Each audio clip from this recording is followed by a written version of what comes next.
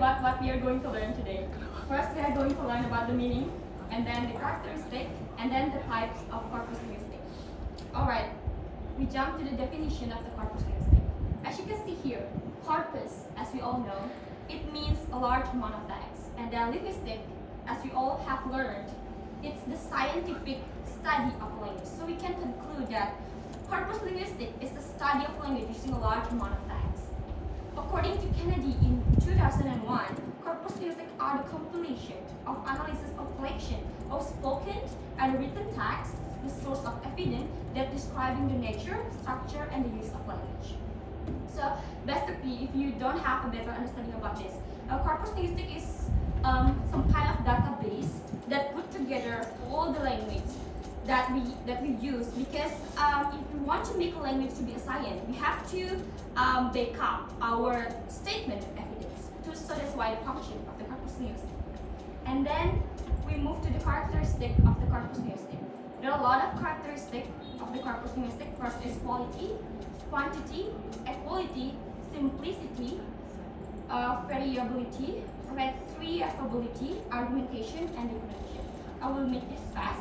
First is quality. So corpus must have an authentic language that refers to a real life situation. And then quantity, it refers to the amount of collection of tags that is put together in the database of the corpus linguistic. And then there is equality. Equality is the samples of collection language in corpus that should have an equal size. And then there is a representation. Corpus will include samples from a wide range of tags. And then there is simplicity. The corpus should be in simple format. And then variability, it opens to any kind of empirical verification. And then there is a retrievability.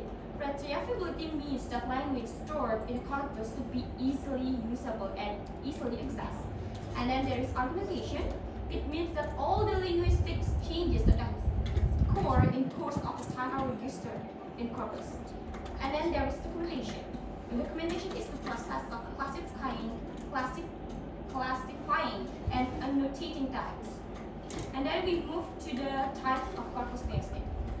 There are a lot of types of corpus linguistic. First is general corpora, and then there is specialized corpus or corpora, and then there is historical, regional, learners, multilingual, comparable, parallel, spoken, and written. First is general corpora. The collection of tags in general. It may include both written and spoken language or both. So this is the example of the general corpora. So this is based on the BTC or British National Corpus. So we can search all of the words in common in this corpus. So BNC is some kind of database from British language, both written or spoken, that put together in this. So we can search the word that we don't know in this British National Corpus. So this is called general corpus. And then there is specialized corpora.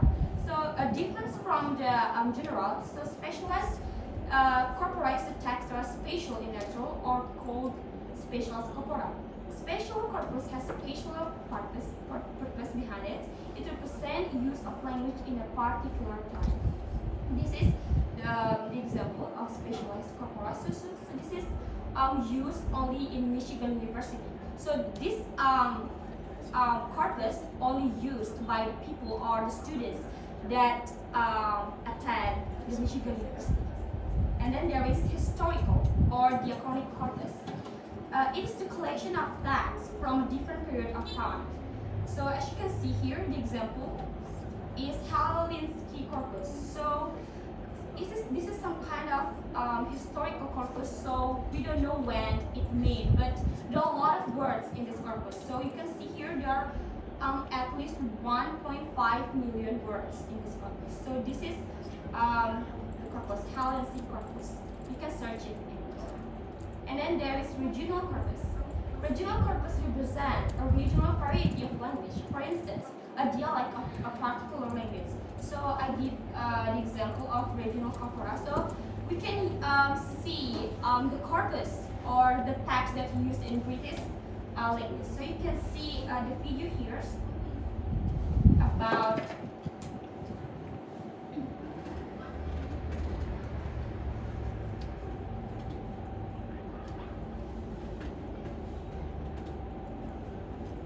Girls, what's just happened? So, there's an ice cream van there. Silly. Just...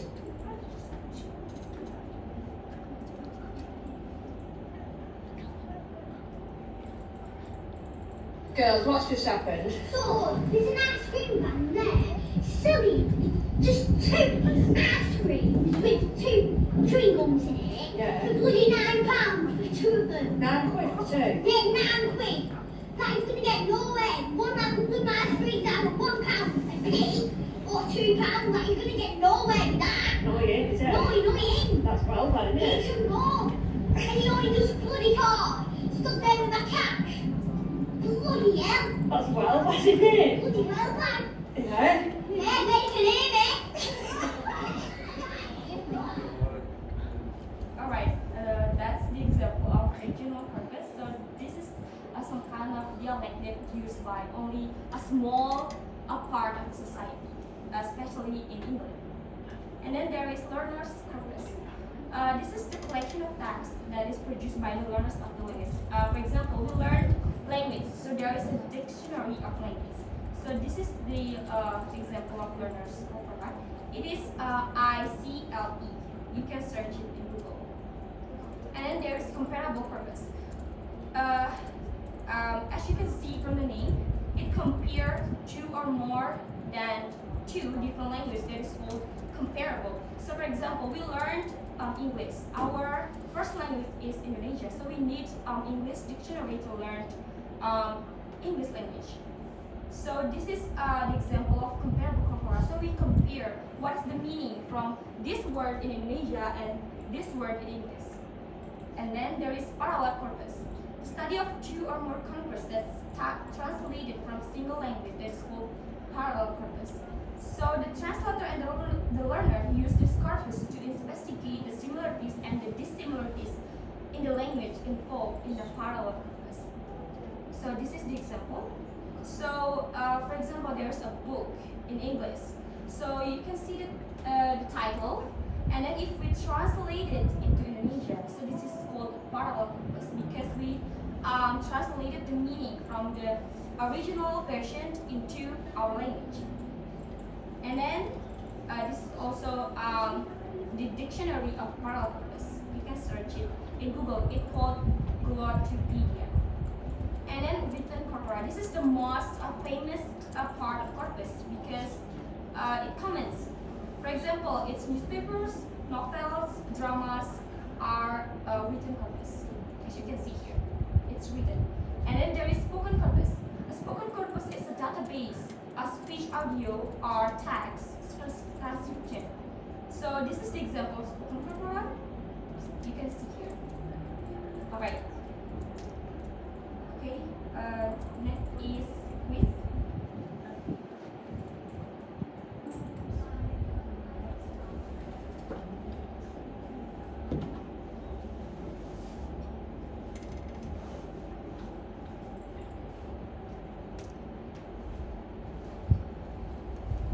It's only 5 questions.